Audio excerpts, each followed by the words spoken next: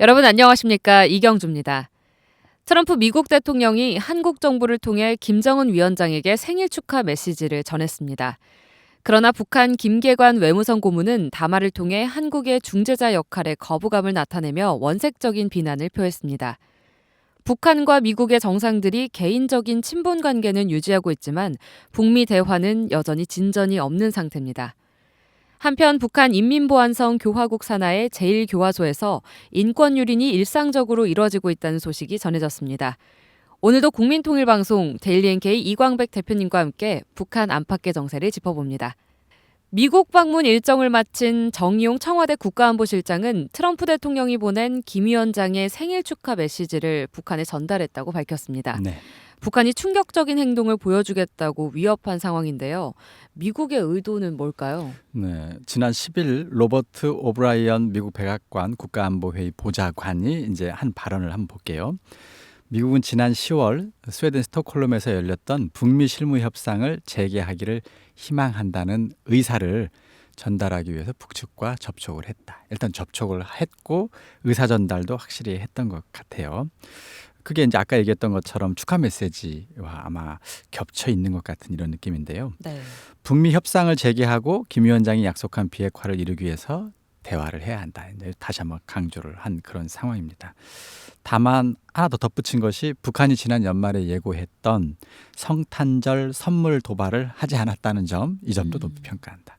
자, 여기에 담겨 있는 미국의 의도는 뭐 분명한 것 같아요. 그 새해 들어서 김정은 정권이 충격적인 행동을 할 거다. 그리고 새로운 전략 무기를 보게 될 거다. 이렇게 언급을 했는데 이제 이것에 대응을 해서 무력 도발은 해서는 안 된다. 이제 이렇게 자제를 촉구하는 것이고, 그리고 지금 북미 대화가 그러나 나아가지 못하고 있잖아요. 네. 그런 상황에서 어쨌든 북한이 대화로는 안 되겠어 하고 박차고 나가면서 상황이 악화되는, 무력 도발해버리는 이런 상황은 좀 자제시키면서 상황을 관리하기 위한 의도로 일단 풀이는 됩니다. 근데 이제 북미 회담을 진짜로 진전시키려면 거기만으로는 안 되는데 일단은 상황 관리 차원에서 하는 게 아닐까 판단이 돼요. 정의용 실장의 발언이 나온 지 하루 만에 북한 김계관 외무성 고문이 담화를 발표했습니다. 그동안 미국과의 대화에서 속아왔다고 말하면서 앞으로 미국이 북한의 요구를 수용해야만 대화에 나서겠다고 밝혔습니다. 당분간 북미 대화가 재개되기는 어려워 보이는데요. 네. 어떻습니까? 그렇습니다. 일단 발언이 좀 원색적이에요. 그러니까 친분 관계를 바탕으로 해서 우리가 다시 미국과의 대화에 복귀할 수 있지 않겠나 하는 기대감을 가진다거나 또는 그런 쪽으로 분위기를 만들어 보려고 하는 것은 원색적인 표현을 썼어요. 멍청한 생각이다. 네. 이런 식으로 아예 그냥 단언을 해버렸고요. 미국과 협상을 하면서 1년 반 넘게 속았고 시간도 낭비했다. 다시 미국에 속아서 시간을 버리는 일은 절대로 없을 것이다. 이런 단언도 했어요. 그리고 조미 간의 대화가 다시 이루어지려면 미국이 북한의 요구 사항들을 전적으로 수용해야 하지만 미국이 그렇게 할 수 없다는 걸 잘 알고 있다. 우리 길을 가겠다. 뭐 이런 의사표시를 했다는 거예요. 그래서 이 말로만 보면 당분간 미북 대화를 재개하지 않겠다는 뜻을 너무 분명히 한 거죠.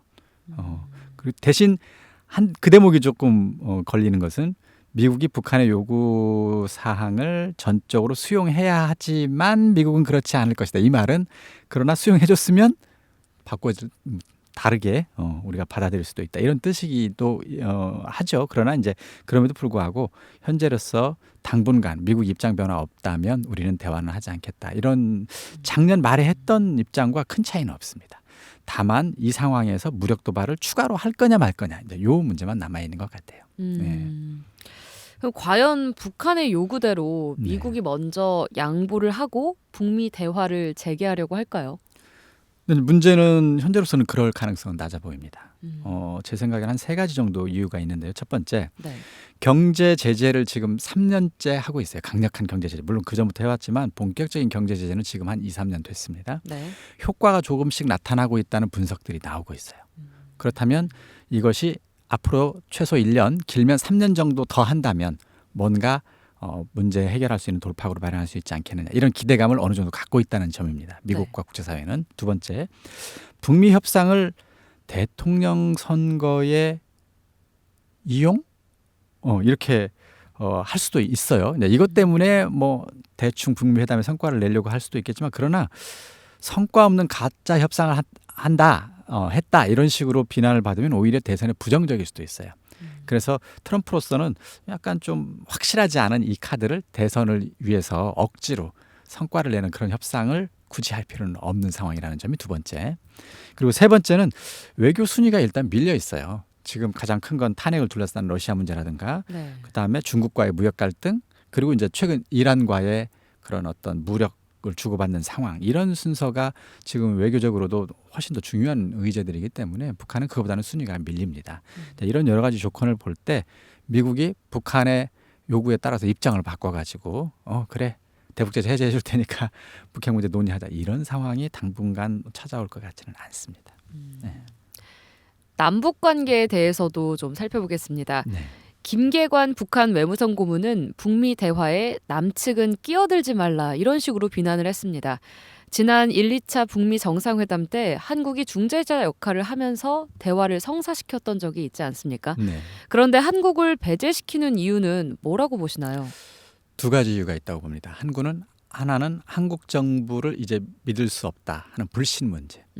두 번째, 한국 정부를 활용해서 뭔가 외교적 성과를 내고 싶었는데 한번 또 활용도 해봤는데 막상 활용해봐야 성과를 내지 못하네. 활용성이 떨어지는 문제. 이 두 가지가 서로 다른 것, 약간 비슷한 것 같으면서 좀 다른 측면이 있습니다. 불신은 이런 거예요.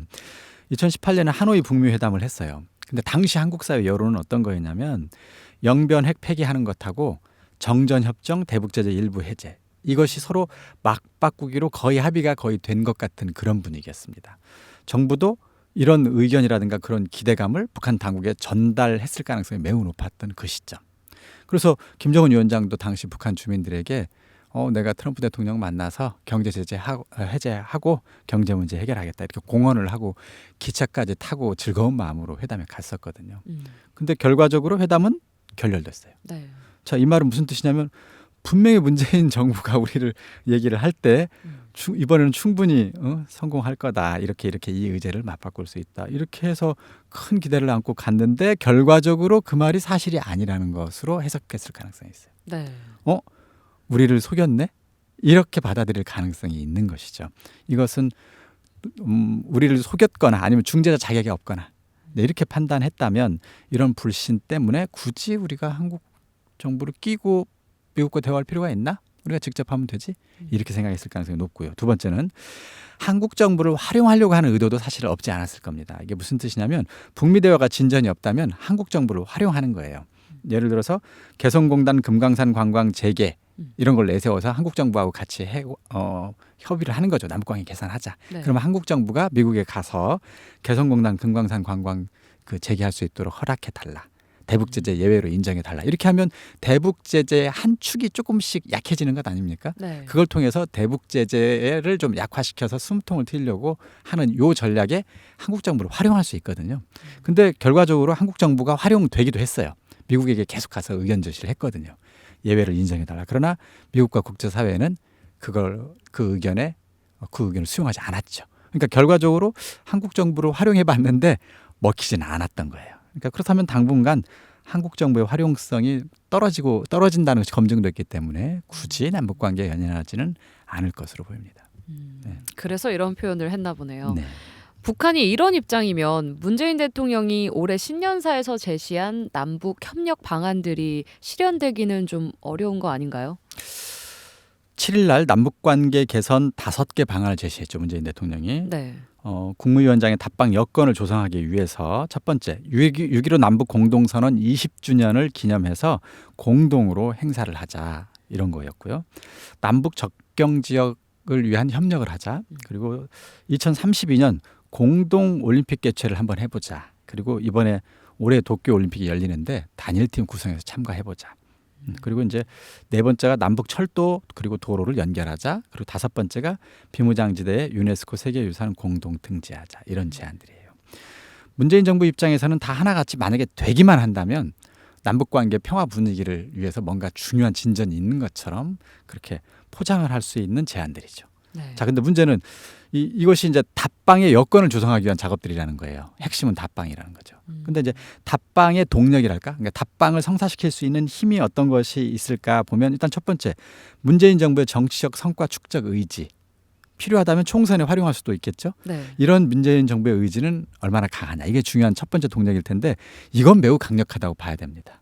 물론 몇 번 시도했는데 북한이 결국 핵 문제에 대한 어떤 전향적 조치를 취하지 않으면서 문재인 정부도 약간 좀 실망감이 없진 않겠지만 그러나 여전히 제가 볼 때는 답방을 제안할 정도면 정치적 성과로 이 문제를 어떻게든 해보고 싶은 의지는 분명하다. 그래서 이건 충분히 동력이 된다고 보는데요. 두 번째, 김정은 정권이 과연 이걸 통해서 정치적 경제적 이득을 얻을 수 있느냐. 이게 두 번째 동력이거든요. 확신이 있어야. 근데 이게 좀 애매합니다. 답방한다고 해서 과연 제재 해제가 가능할 건지 아니면 국제사회 경제 제재, 경제 지원이라든가 협력을 얻어낼 수 있는 그런 돌파구를 마련할 건지 이게 불확실해요. 그래서 이 측면에서 보면 답방 동력은 좀 떨어진다고 봐야 되겠고요. 마지막, 이것이 과연 북미 회담에서 북한이 뭔가 주도권을 줄 수 있는 계기가 될 수 있느냐. 근데 이것도 역시 불확실합니다. 결국 미국과 협상이 되지 않으면 남북 관계를 해봐야 크게 도움이 안 된다는 걸 경험적으로 지난 1년간 경험했기 때문에 북미 회담에 미치는 영향력도 제한적일 가능성이 있거든요. 그렇다면 답방 동력은 생각보다 크진 않은 상황이긴 합니다. 네. 그래서 이제 북측의 입장이 그래서 김계관 고문이 그랬잖아요. 네. 남조선 당국은 조미 순회들 사이에 특별한 연락 통로가 따로 있다는 것을 아직 모르는 것 같다. 저들이 조미 관계에서 중재자 역할을 해보려는 미련이 의연히 남아있는 것 같다. 이러면서 비판을 했어요. 근데 이제 이것을 확대 해석해서 어떤 사람은 사실상 거절 의사로 보는 전문가도 있습니다. 그런 활동들을 하지 않겠다 이렇게. 네. 근데 이제 뭐 좀 더 지켜보죠. 이건 뭐 아무도 모르죠 사실은. 그러나 그렇죠. 가능성은 그렇게 높지는 않다. 답방 가능성은 이렇게 일단 봐야 될 것 같아요. 네. 북한이 이렇게 나오고는 있지만 문재인 대통령은 15일 신년 기자회견에서 낙관적인 전망을 가지면서 남북 관계를 추진하고 있다고 밝혔습니다. 문재인 대통령의 기대가 현실과는 좀 배치된다 이런 지적이 있는데요. 네. 어떻게 보시나요?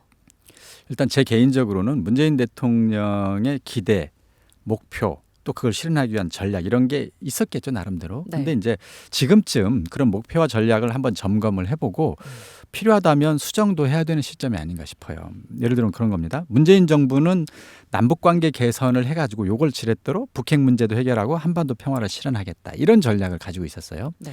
근데 김정은 정권은 현재 그동안 2, 3년간의 행보를 보면 핵 보유국이 되고 경제 제재는 또 그것대로 약화시켜서 뭔가 해보겠다. 체제를 강화하겠다. 이런 목표가 뚜렷한데 남북 관계는 핵 보유국이 되고 경제를 약화시키는 지렛대로 써먹겠다. 이런 거거든요.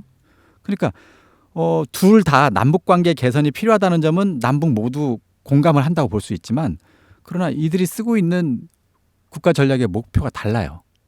그러니까 문재인 정부는 핵을 없애고 한반도 평화를 실현하기 위해 이런 전략 목표를 갖고 있는데 네. 김정은 정권은 그 반대 목표를 갖고 있다는 셈이죠.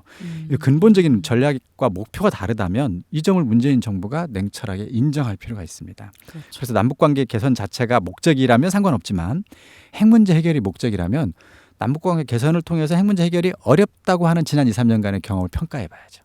그렇다면 남북관계 개선이 아닌 또 다른 측면의 새로운 방법을 찾아봐야 될 시점이 아닌가 저는 그렇게 생각을 합니다. 그래서 남북관계 개선 자체가 이제 목표라면 그냥 솔직하게 얘기를 해야죠. 우리는 핵 문제 해결이 굳이 안 되더라도 남북관계 개선 그 자체가 목표라고 국민들한테 주장을 하고 동의를 구해야 되겠죠. 근데 핵을 없애고 한반도 평화를 실현하는 게 문재인 정부의 핵심 목표라면 네. 남북관계 개선을 통해서 해보려고 했는데 잘 안 됐다. 그럼 또 다른 방법을 고민해보겠다. 이런 뭔가 문재인 정부의 대북 정책의 목표와 전략을 지금쯤 점검하고 수정해야 될 시점에 왔다고 저는 봅니다. 다만 대화의 문은 열려 있다고 이제 그렇게 얘기를 하고 있잖아요. 네, 계속해서 얘기를 하고 있죠. 김정은 정권도 그렇게 얘기를 하고 있고 미국도 얘기를 하고 있지만 우리 문재인 정부한테는 이 대목이 그래도 언제든지 가능성은 있어 이렇게 하고 안심할 대목이 아니라 오히려 이 대목이 어려운 점입니다. 정책을 만들어내는데 왜냐 대화의 문을 열어놓다고 하면서 물밑에서는 김정은 정권은 계속해서 무기 개발을 해나갈 겁니다. 그것이 한국을 목적으로 하는 무슨 단거리 미사일이든 미국을 통한 무슨 장거리 미사일에 필요한 부품이든 간에 어쨌든 무력 증강을 위한 노력을 여유 있을 때마다 계속 하게 될 거예요. 그러면 우리 정부는 아직 대화의 문은 닫히지 않았으니까 좀 더 기다려보자. 이렇게 하면서 계속해서 대화하자 하면서 시간을 끌게 될 경우에 그 시간이 고스란히 북한의 김정은 정권의 무력 증강을 위한 시간이 될 겁니다. 그걸 우리 정부가 과연 계속해서 지켜볼 것이냐. 이것이 우리 정부의 가장 큰 어려운 점이겠죠. 네. 정의용 청와대 안보실장이 미국을 다녀왔고요. 강경화 외교부 장관도 14일과 15일 미국을 방문해서 대북 공조 방안을 논의했습니다. 올해 남북 관계에서 운신의 폭을 넓히겠다는 문재인 대통령의 구상도 이 자리에서 논의가 됐을 것 같은데요. 미국이 대북 제재를 벗어나는 남북 협력을 수용할 수 있다고 보시나요? 지난 몇 년간 미국의 태도를 보면 그럴 가능성은 낮아 보이죠. 그리고 두 번째, 김정은 정권의 통치 자금, 특히 외화가 빠르게 고갈될 것으로 지금 분석이 되고 있거든요. 네. 매년 20억 달러의 적자가 일고 있어요. 중국에서 물건을 그만큼 사오는데 네. 중국에 수출을 못하니까 적자가 매년 20억 달러씩 쌓이고 있는데 그리고 또 외국에 파견했던 노동자가 지난해 말에 다 철수했습니다. 이제 이게 다 대북 제재 효과들인데 이것 때문에 김정은 정권이 사실은 한계 상황에 지금 다다르고 있는 상황이에요. 근데 이런 상황에서 과연 대북 제재를 해제한다? 이건 굉장히 어려운 선택일 겁니다. 그러면 대북 제재 해제할 가능성은 낮아 보이고요. 오히려 북한이 조금만 더 뭔가 무력 도발하는 그런 제스처를 취하는 그 순간마다 계속해서 제재를 추가로 강화할 가능성이 오히려 더 높아 보입니다. 네. 그럼 화제를 전환해서 북한 내부 소식 살펴보겠습니다. 인민보안성 교화국 산하의 제1교화국에서 반인권적인 행태가 여전하다고 들었습니다. 네. 어떤가요? 네. 일단 제1교화소 위치는 평안남도 개천에 있는 교화소입니다. 그래서 보통 개천교화소라고 부르기도 하는데요. 네. 교화소는 정치범 수용소와는 조금 다르게 그냥 교도소, 우리로 말하면 교도소 정도가 된다고 보시면 되겠습니다. 근데 이 교도소 개천교화소 내부 상황을 잘 아는 북한의 소식통이 데일리 NK에 몇 가지 소식을 전해 왔습니다. 그 가운데 이제 눈에 띄는 대목이 첫 번째, 화장터와 관련된 대목입니다. 그러니까 교화소 내에 그 교화소에서 사망한 사람들을 태우는 화장터가 있다고 그래요. 그래서 이제 시체를 무더기로 태우는 화장터 앞에서 작업하는 교화인들은 이 시체가 타서 나는 검은 연기, 그 냄새 이런 것들을 맡으면서 굉장히 힘들다는 것이죠. 네. 그리고 두 번째, 그 안에서 죽는 그 안에서 죽는 수감자가 여전히 많다. 그러다 보니 시체를 태우는 이 일도 계속되고 있기 때문에 그 시체를 태우는 그 화장터의 그 냄새를 맡아야 되고 네. 또 그 연기를 봐야 되고 심지어는 한참 많이 이 사망자가 많을 때에는 그 사망자를 태워서 가지고 나온 이 유골을 그냥 그 옆에다 버린대요. 화장터 옆에. 그럼 이제 그게 조그마한 산처럼 쌓인답니다. 네. 근데 이제 그것을 밟고 다니면서 일을 하러 다니고 또 이렇게 생활한다는 거예요. 이제 이런 모양새 때문에 굉장히 내부 사람들이 힘들다 이런 제보를 해온 겁니다. 근데 이제 그 교화소 내에서 보통 북한 같은 경우 굶주려서 죽는 사람도 있고요. 식량 공급분이 좀 적어서 네. 종종 공개 처형을 당하는 사람도 있습니다. 사망자 가운데. 그리고 강제 낙타나 영아 살해를 당하는 경우가 있는데 그런 경우 영아 살해를 당하는 경우도 이제 다 출산이 되거나 또는 직후에 이제 살해 당하는 경우는 또 역시 화장을 해야 되고요. 그리고 의료 시설과 의약품이 부족하기 때문에 네. 건강 문제로 사망하는 질병으로 사망하는 사람도 꽤 많다고 하고요. 또 그런 조건에서 또 12시간이 넘는 가혹한 노동을 하고 있거든요. 이제 그러다 보니 사망자가 굉장히 많은데 이것을 우리처럼 사망하면 가족에게 인계하는 게 아니라 네. 교도소 내 화장터에서 태운다는 겁니다. 그래서 이제 그런 것들이 또 그 유골을 그러면 어떤 특정한 시설을 잘 관리하는 것도 아니고 그냥 타고 나면 산처럼 쌓아두기 때문에 교도소 내에서 문제가 많이 되고 있다. 이제 이런 제보가 있었고요. 두 번째는 관리자의 학대가 여전히 계속된다는 겁니다. 네. 이제 올해에도 들어서도 40대 여성이 강냉이를 훔치다가 몰래 들켰는데 여성의 목에 나는 도적이다 이렇게 팻말을 쓰게 하고 그걸 메고 운동장을 뛰었는데 30바퀴 정도 뛰고 나서 이 여성이 실신하는 그런 사건도 있었고요. 또 보안원에게 이제 잡혀가서 구두발로 이제 구타당하고 막 이러고 있었는데 네. 근데 신문이 끝나고 취조가 끝나고 아무튼 그 시설 보안원 시설에서 무슨 가루떡 같은 게 있었나 봐요. 근데 이제 그 구타당하고 신문당하던 그 수감원이 그걸 가지고 나오다가 보안원한테 들킨 거예요. 그래서 이제 보안원이 그 떡을 다시 가져다 놓고 발로 다 밟은 다음에 여러 사람이 수많은 수감자들 지켜보는 앞에서 네. 그 사람에게 그 발로 밟힌 그 흙 묻은 떡을 입에 몰아넣은 이런 사건도 있었고요. 인격 모독 아닌가요? 그렇죠. 그리고 성폭력, 성희롱 일상화돼 있고요. 여성 교화인들이 이제 지나다니거나 아니면 그 입출입할 때 복장을 점검한다는 이유로 총구라든가 손가락으로 여성 교화원들의 가슴을 찌른다거나 이런 행위들이 여전히 있다고 합니다. 이제 이런 소식을 얼마 전에 전해왔는데 이런 행태들, 그러니까 수감원에 대한 인격 모독이라든가 인권 침해 이런 것들이 과거에 비해서 크게 많이 줄어들지 않고 있다는 그런 제보였습니다. 지난해 말에 유엔 총회에서 북한 인권 결의안이 채택됐는데 이 북한의 인권 상황이 조금이나마 좀 나아졌으면 하는 바람입니다. 잘 들었습니다. 오늘은 앞으로의 북미 대화와 남북 관계를 전망해봤고요. 북한 제1교화소에서 벌어지고 있는 인권 유린 실태에 대해 살펴봤습니다.